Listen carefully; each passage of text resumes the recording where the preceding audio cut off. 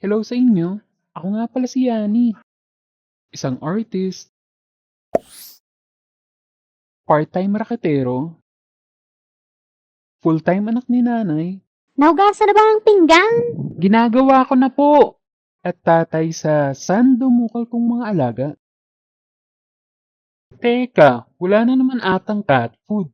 Mula sa isang batang mahilig manood ng cartoons at anime, naging dream ko na maging animator.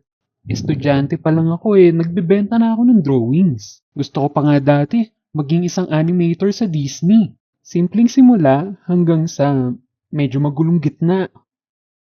Hindi ko man naabot ang Disney, may chance naman ako ngayon to still animate, tell stories, and make you guys laugh or smile.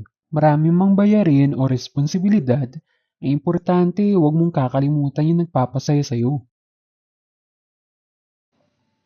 May mga oras na hindi perpekto ang gawa natin o may mga aksidenteng nangyayari. Pero ayos lang yan, huwag lang susuko, gawa lang ng gawa. Kahit sabaw, basta may puso, kape at pansit canton. So welcome to my channel. Sama-sama tayo sa biyahe ng isang Pinoy animator na kumakain ng Lucky Me sa madaling araw.